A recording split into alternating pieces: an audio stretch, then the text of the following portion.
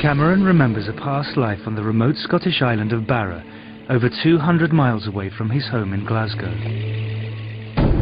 I lived in the White House with my mum and dad and my 3 brothers and sisters. And he just talks about, I was in Barra and I fell through to you.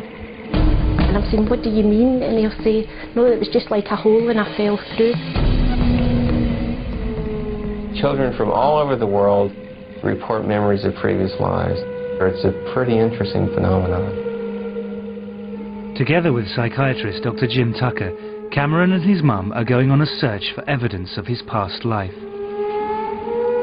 Are there rational explanations for the remarkable coincidences which follow?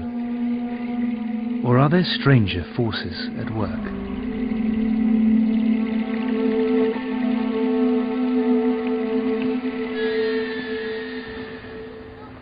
Norma Macaulay is a single mum who lives in Glasgow with her 2 young sons.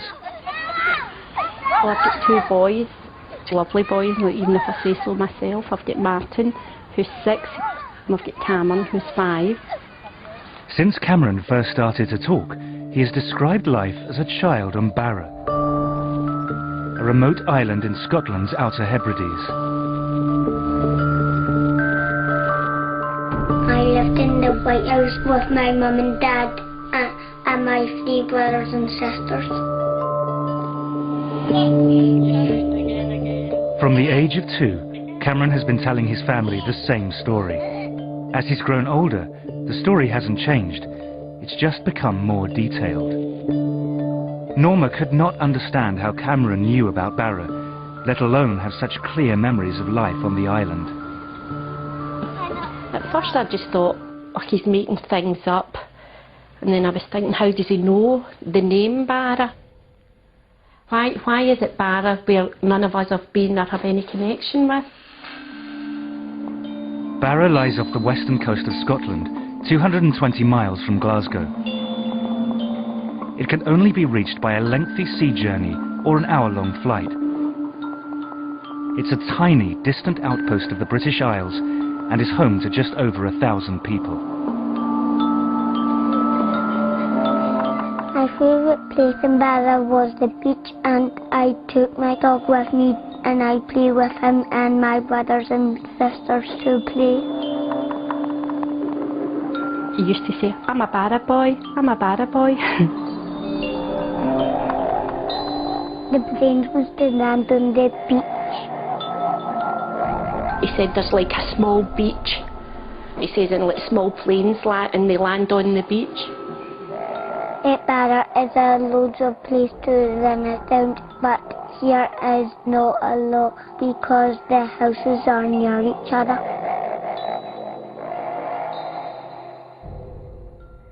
I did one time say one of these days we will go up and see Barra, and then it's like, well, I'll show you where my house is and I'll show you round.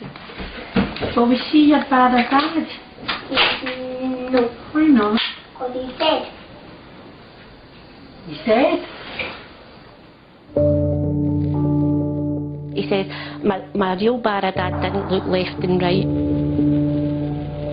My Barra dad got knocked down. Cameron even claims to know his Barra dad's name. Shane Robertson. Shane Robertson? Yep. Who was Shane Robertson again? My Barra dad. My Barra dad. Was that fast? That's the one that got knocked down. Friends and family have also been drawn into Cameron's story. Next-door neighbour Diane Miller has known Cameron since he was born, and her son Aaron has grown up with him. Hello. When they were about 2 was when Cameron started to speak about his Barra family. And my brothers and sisters and my friends. Oh, you got friends in Barra too? My house in Barra and family in Barra, because Cameron was adamant he had this other family. What was his name? Shane Robertson. And he would tell you over and over again, so you know he wasn't just making it up there and then. And he got knocked over by a car. Cameron's uncle, Ian Watson, initially dismissed his nephew's stories as fantasy, But as time passed, they became harder to explain away. It's just the fact that he's just consistent in, you know, the things that he's saying and the story that he keeps coming up with. And over the 3 years, he's never wavered from it. If you look at his face when he's telling you these things, he believes they're true. My dad and mum had long hair and she got cut short. He'll say, I was with my Barra mum before you had me, before I came to this family. And he just keeps saying to me, you'll really like her, you'll really like her, she's really nice. One time I said to him, joking, do you love me or your Barra mum? And he says, I love you both the same. I thought he would have said me, but he never. Cameron's growing emotional attachment to his Barra mum concerned Norma. He began to miss her so badly that he started to suffer genuine distress. One day when he was at the nursery, he got quite upset. He was saying rather than me picking him up that day, he wanted his Barra mum to come and get him. When the big tears were running down his face, and he just kept saying, I have to go to Barra, I have to go to Barra, my family are missing me. How do you deal with that? What do you do? What do you say to him?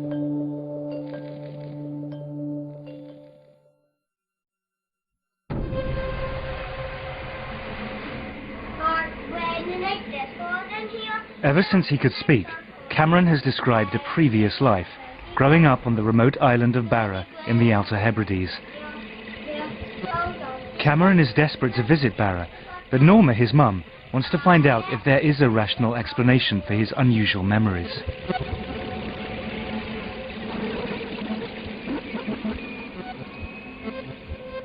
I think I'm a very open person, but this was still throwing me. I mean, I believe Cameron does know Barra. How he knows it, I don't know.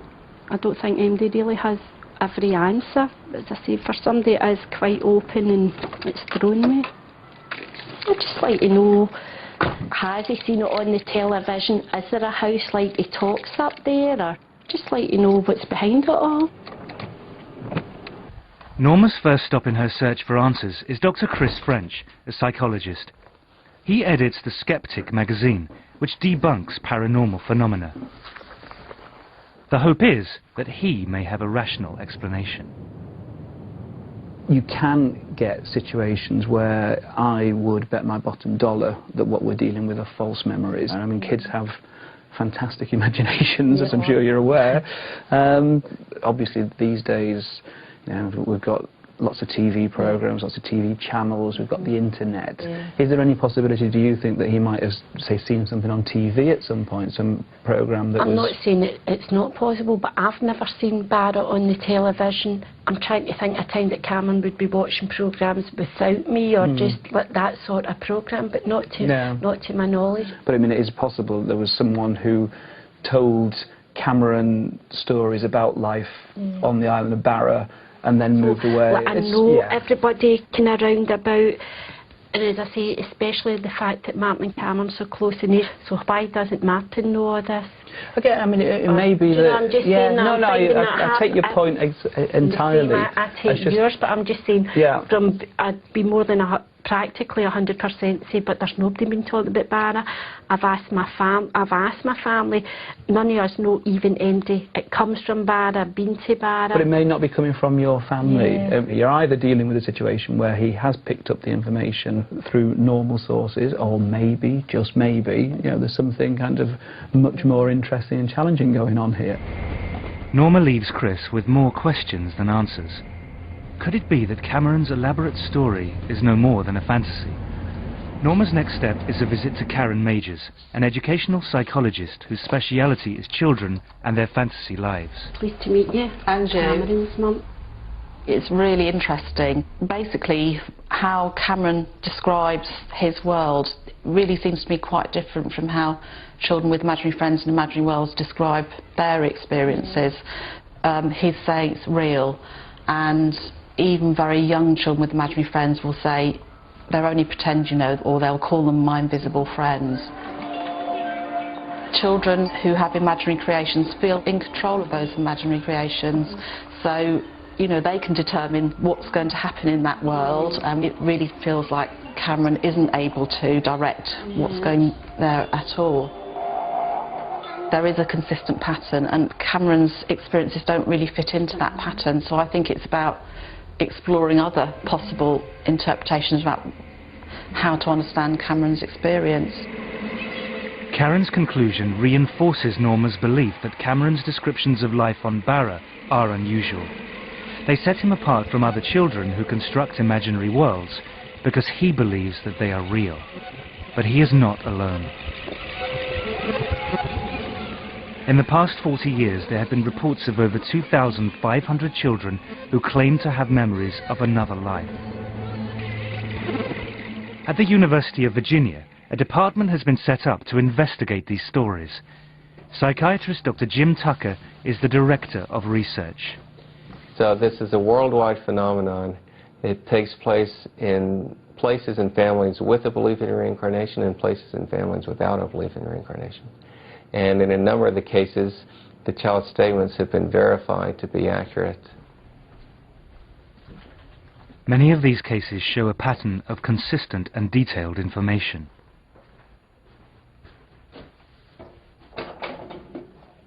The children will usually start talking about these memories at a very early age, usually 2 or 3.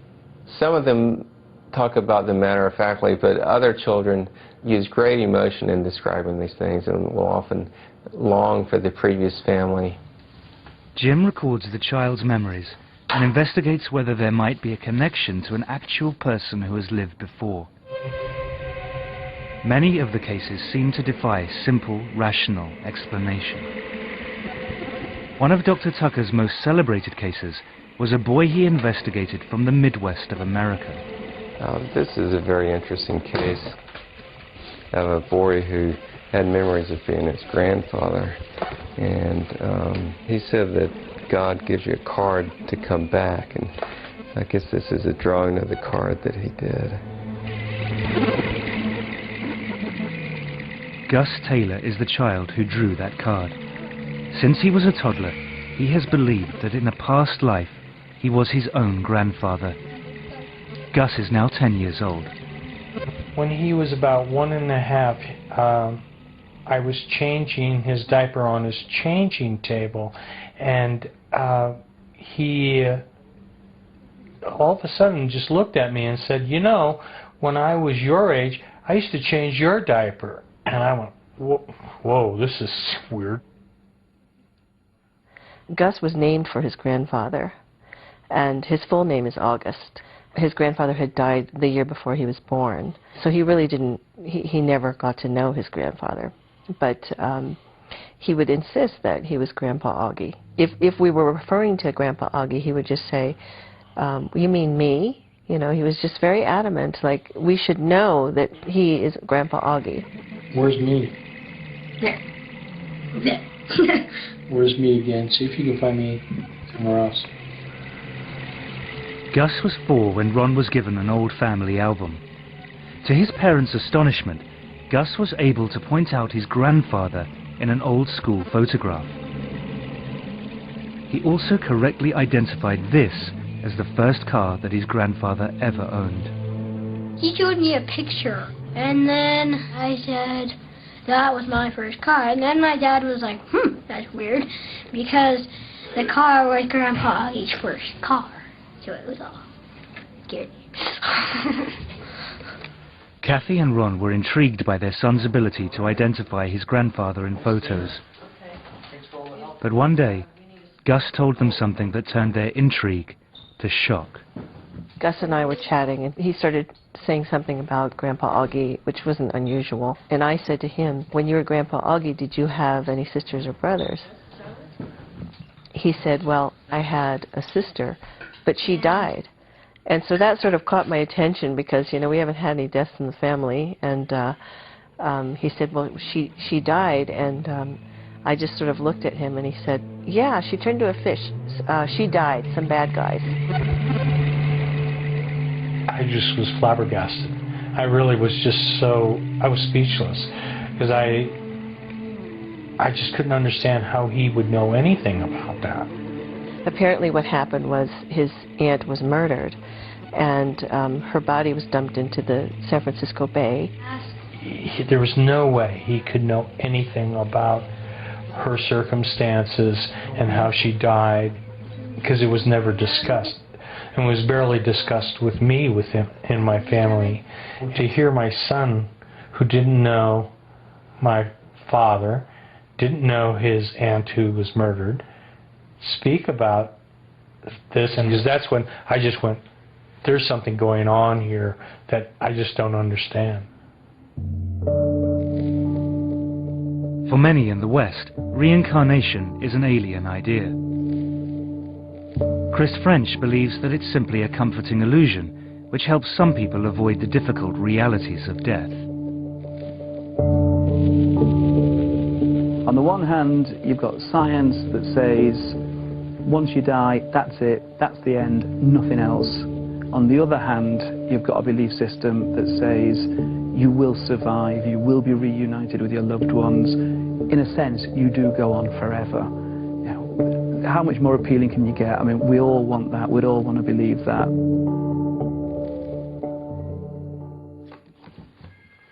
For Kathy Taylor, her son Gus's belief that he was his own grandfather reborn went totally against her own religious upbringing.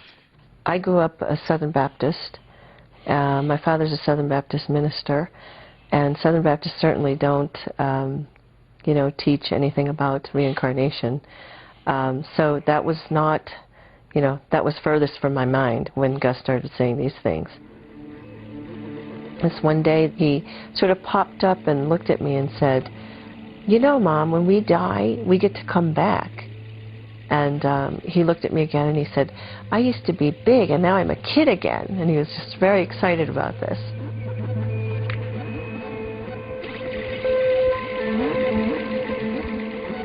He said that God gave him a ticket. And, he also referred to a porthole, and that he came through a porthole. And that he used to be big and all of a sudden he's through this porthole and then he's a kid again.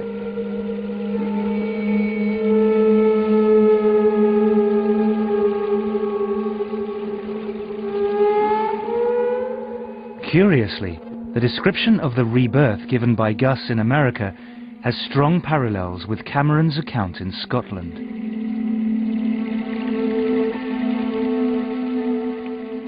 He talks about falling through from Barra to here. I asked him, how did you get here? And he just talks about, I was in Barra and I fell through to you. And I'm saying, what do you mean? And he'll say, no, it was just like a hole and I fell through, and that's all he says. I used to be Caitlin, and what was the other one? Megan. Megan. You're fucking Megan, I'm Caitlin. You must be everyone away. What doing here? Aaron and Cameron had been playing, and Aaron had mentioned how it's okay if you die, because Cameron said you come back again as somebody else, so it didn't matter if you died. It has become clear to Norma that there are no easy answers to the questions thrown up by Cameron's memories. Cameron has asked persistently to be taken to Barra. Norma has finally decided to make that journey.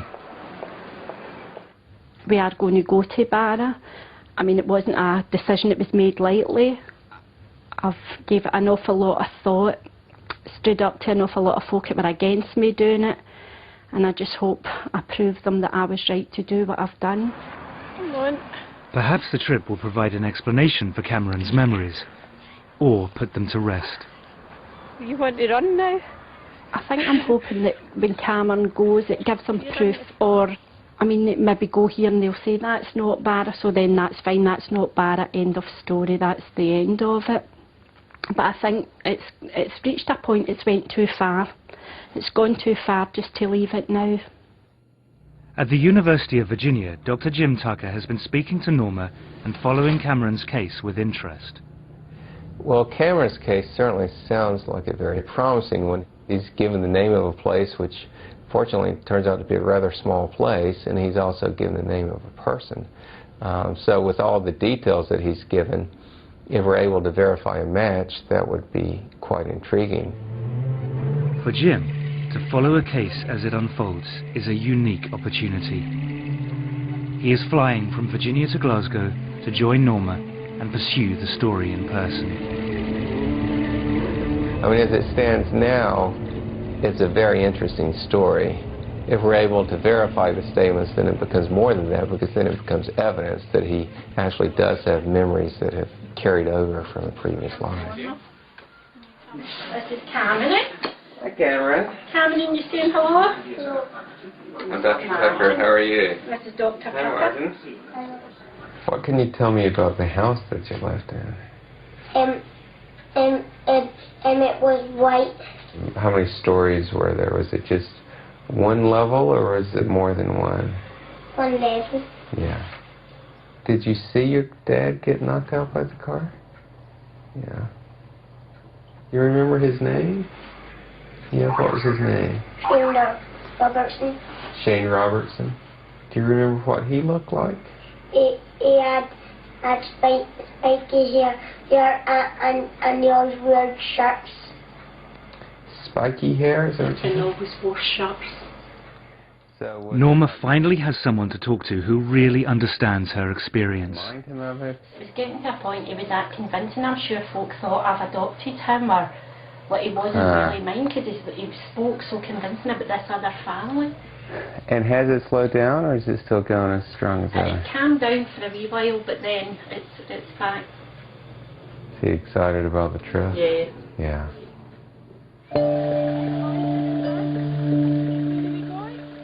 After 3 years of listening to Cameron's descriptions of life on a remote island, Norma and Martin are taking him on a journey of another lifetime. How's he going to react? What if he gets upset? What if we go and these things are there, how he's described? Cameron is finally going to visit the place that he calls home.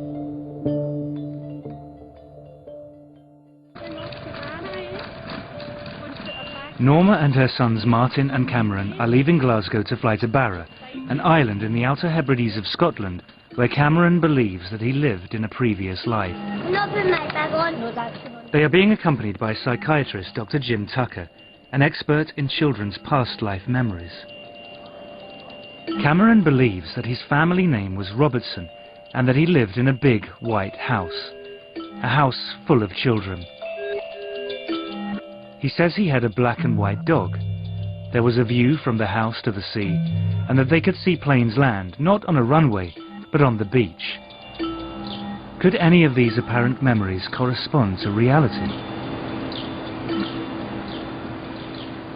You know, there's a concern that if he really is having memories of a previous life, that taking him back to that place might be traumatic.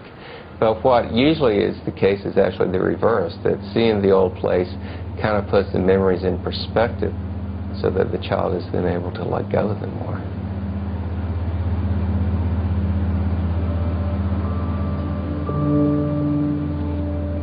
The planes must have landed on the beach.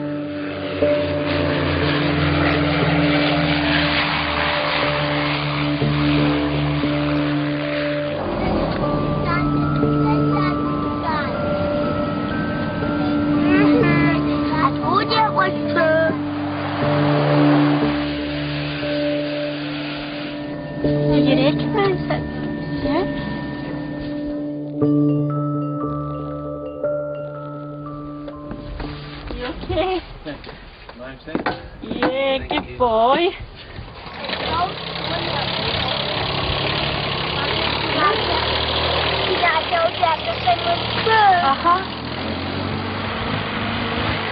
Just after saying I told you it was all true. You're happy to be here? Yeah. It looks nice here. Looks nice here. They go into the airport to collect their bags. I know that right space, but that's it was saying you used to go over that bit over there, and when they used to see the rainbows, they used to try and jump up and get them. They're too high, aren't they? Well, we're certainly off to a good start. I mean, he feels that he recognizes the place. He said to his brother, I told you it was true, and he's very excited about being here. Mommy, I must always come down to this bit and I must up there at the beach. You'll be able to show me, won't you? It's very exciting. If we can verify his statements, it'll be a great case. Looks like a place that doesn't change too rapidly, so hopefully he'll be able to recognize some things. Feel happy to be back. Feel happy to be back, do you? You look happy to be back. Leaving the airport, they board the bus to drive to the hotel, and they get their first look at the island. Mommy, well, you might see it from the house on the way. I know, we're trying to see if we can see it. You know what? I know the person who lived there, but... You know the person that lived there? But I can't remember. Oh, dear. Mommy, it's hard to get to that bit. It's hard to get out. Because then you'd have to try and swim back. Mommy, I recognize every single bit.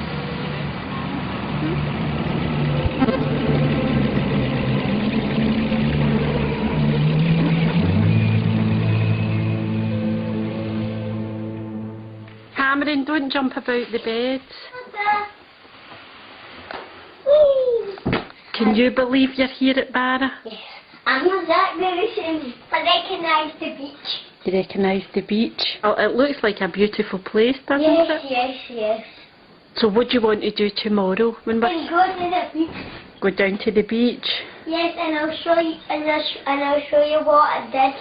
Show me what you used to do. Oh, my socks. I forgot to do it. To my socks. Next morning, the investigation begins in earnest. Norma and Jim set off to visit the local heritage centre to look for any record of the Robertson family and the man that Cameron calls his Barra dad. My Barra dad was called Shane Robertson, and he got knocked down. Hello. Hi, I'm Norma, pleased to meet you. Callum McNeil is the island's local historian. Callum McNeil. Nice to meet you. Certainly the names don't immediately come to my mind. Certainly the name Robertson does feature, but certainly not the name Shane. And the name Robertson itself only features occasionally in the history of the islands. There doesn't seem to be any evidence that a family called Robertson lived in a house by the shore. Could Cameron be wrong about the name, but right about the house? I could see the beach when I looked out the window, and sometimes my brothers and sisters could go by themselves, and I looked out my window seeing the planes land on the beach. And my father had a black bonnet, and how you die is you just go like that. He has provided some clues about the location and the period in which he says he lived on the island. Since he's talked about the planes landing and talked about phones, what sort of era would that put him in? More than likely after the war. After the More than likely after the war. And since he's talked about the plane landing and seeing that, we're probably thinking of a family toward the north end. Oh, yes, I would say so. If the to and froing of aircraft from the beaches featuring the island, that would indicate the north end of the island. It's not much to go on, but they set out on a trail back to the north end of the island.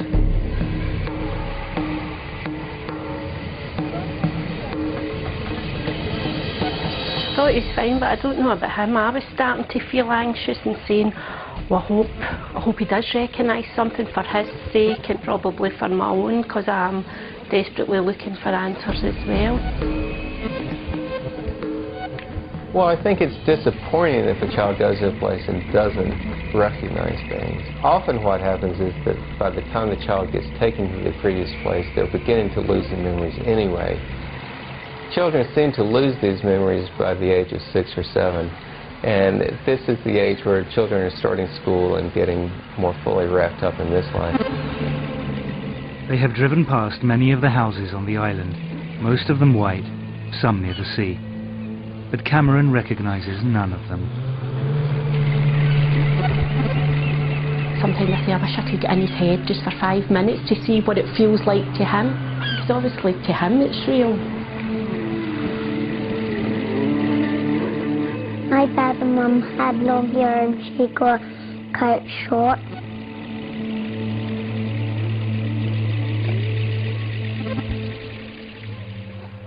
Later that day, they go for a walk on the beach. The adults may be disappointed, but Cameron is happy just being on the island. He's delirious about being here, and at one point he actually said to me, "Is my face shiny? Is it red? Is it shiny? I'm just so happy." They keep saying to Martin, "See, I told you, it's not lies, it's true, we're really here, it's real." Apart from the planes that land on the beach, there has been no other link between Cameron's memory and the island. I actually spoke to him this morning and saying to him that if he doesn't remember things, it's okay to say he doesn't remember, because I'm worried that he feels pressured into saying things, and he's saying no. There is no white house above rock pools with a view of the beach where the planes land. No black and white dog. No family Robertson. They return to the hotel. The trail has gone cold.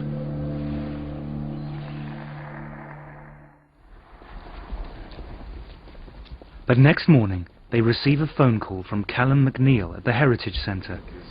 He wants to speak to them urgently. He has some new information.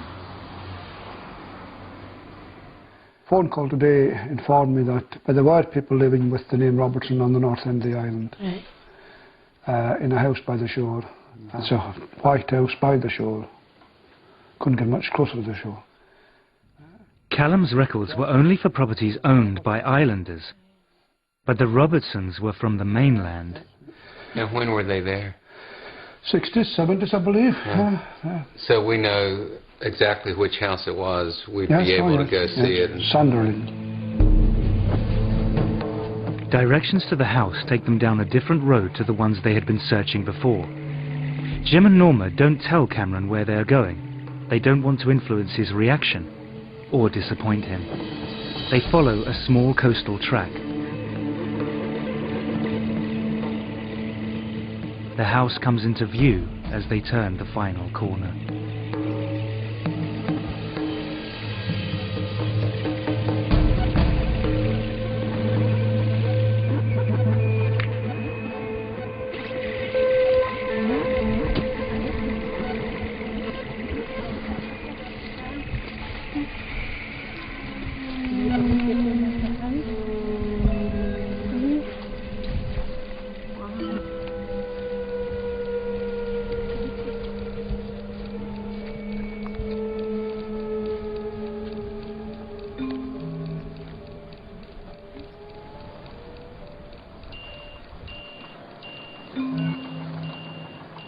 What's wrong? A wee bit. You alright? Is this your house? No, you get sad. Is this your house? Yeah? It's okay. What's wrong? You're getting a wee bit upset. Huh? It's okay. Does it make you feel a wee bit sad? The usually chatty Cameron has become strangely subdued.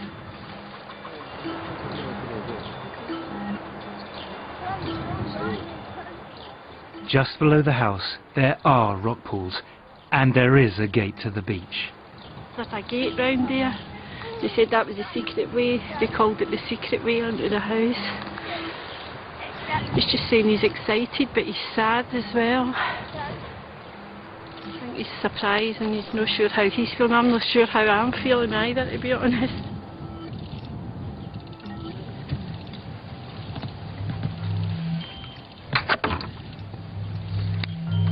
Can we come in?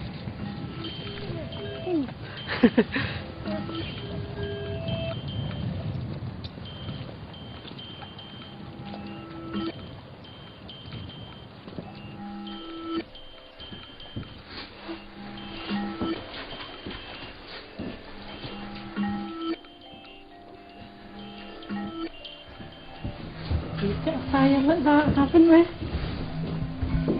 Let me look. What? Look. I know, wow.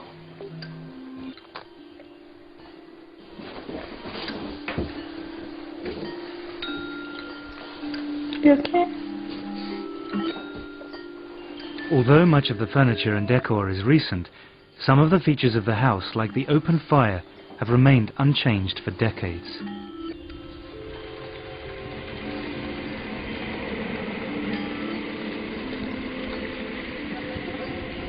I could see the beach when I looked out the window, and sometimes my brothers and sisters could go by themselves, and I looked out my window and I saw them playing.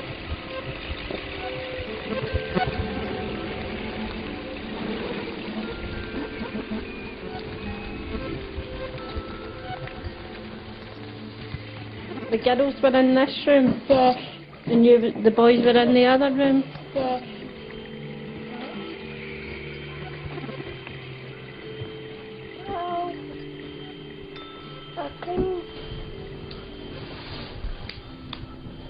Was it the same stuff?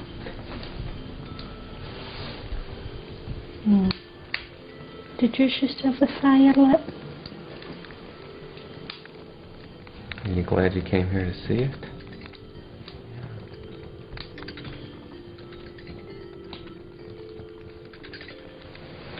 Did you think that Barra Mum was going to still be here? Eh? No.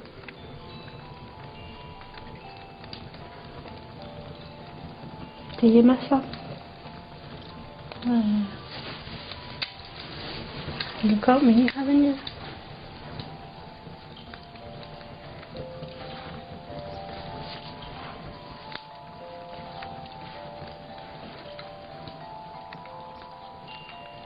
You about ready to go back home now?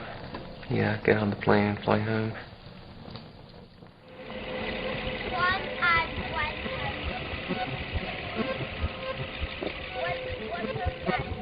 Well, it's been quite an interesting trip. I mean, we came here with a name and a description of a house, which was not very much to go on.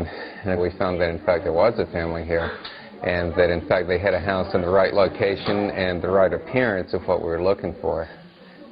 At this point, the investigation remains inconclusive, but we've got some very solid leads to go on, and we should be able to find out the details of this Robertson family to see if, in fact, they do match with what Cameron has been saying.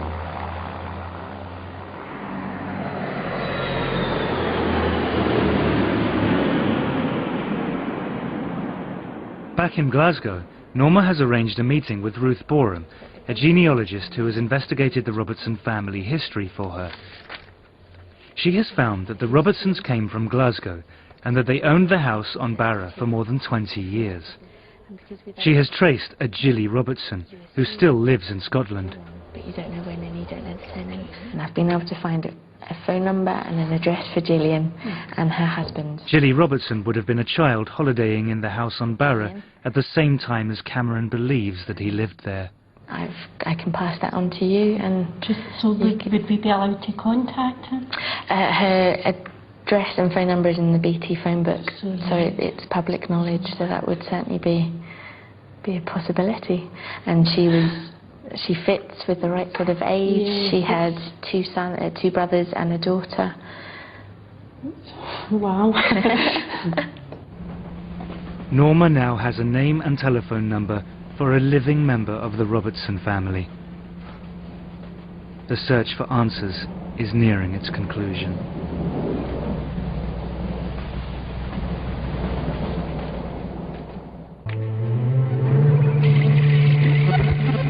This is the house that 5-year-old Cameron believes was his home in a past life.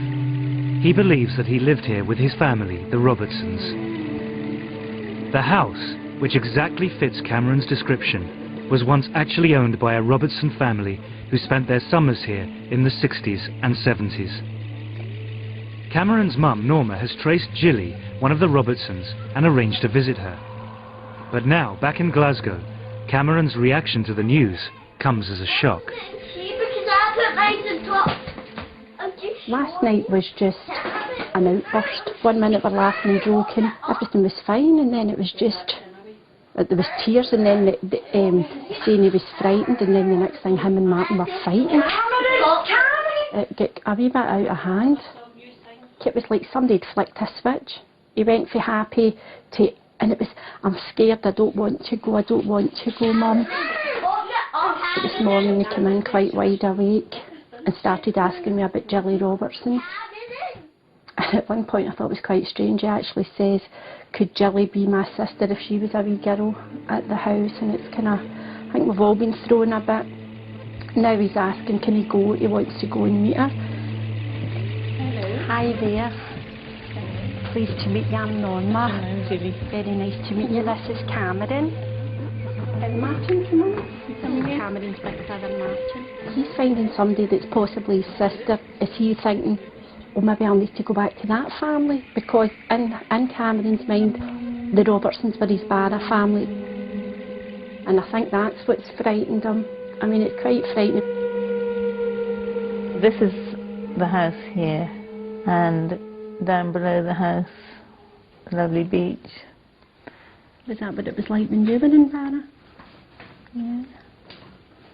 But could you recognise it quite well when you went to see it? Although he was saying it had changed. Yes, you see, I think it has changed. I think the person who's bought it now has modernised it. I played in the beach and took my dog and played fetch with my dog at the beach. Could I ask you, when you went to Barra, did you have a dog? Was there a dog there? Well, certainly Callum and Peggy, who lived in the house, they had a dog, a sheepdog. The black and white dog is just as Cameron remembers. But what about the name of his Barra father, Shane Robertson? Yeah. Well, certainly there aren't any Shanes in our family. There were, one of my uncles was called James. Now, Seamus, James, you know, that's quite a common connection. One of my cousins is also called James, but certainly not a Shane. Was the car accident on Barra?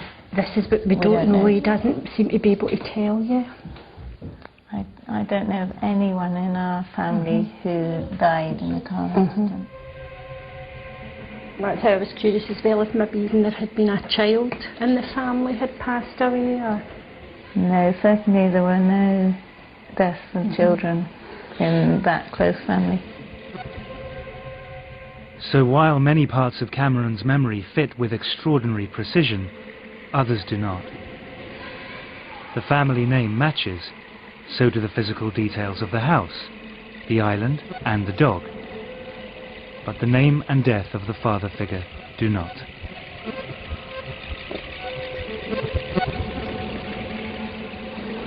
First I thought, I'm going to be disappointed if it doesn't make sense.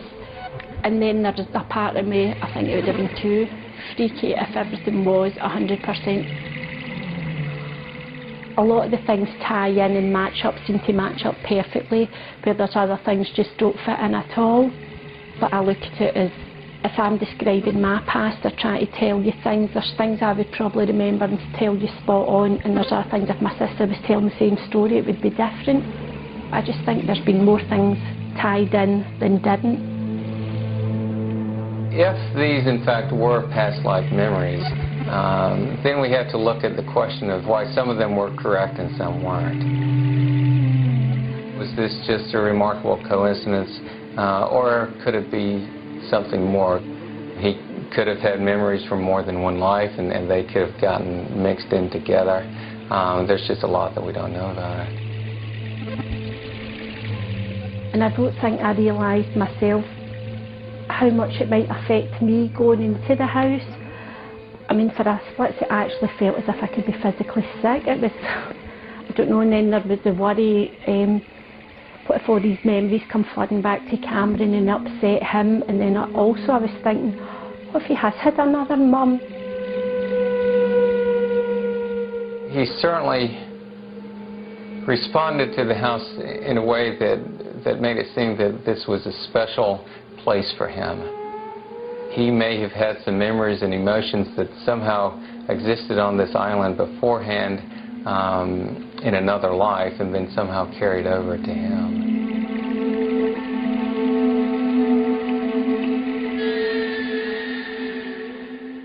I personally think there's more to it than meets the eye, but there is some people, and everybody's allowed to make their own judgment, but I definitely think it's one of those things, there's something there. I can't tell you what exactly it is, but I think it's something we'll probably never know. In the end, there are no tidy answers. But one thing is clear. The persistent memories that Cameron once had of another life on a far-off island trouble him no longer. I think that since Cameron's been to Barra and the fact that we've seen it for ourselves, it's as if it's put it to rest in his mind that he doesn't have to go on and prove it anymore. And he just seems so calm about it. Before it was, everything was hyper and jumping about, and where it's like, yes, I was at Barra, I seen my house. It's just so calm now, it's quite unbelievable the change.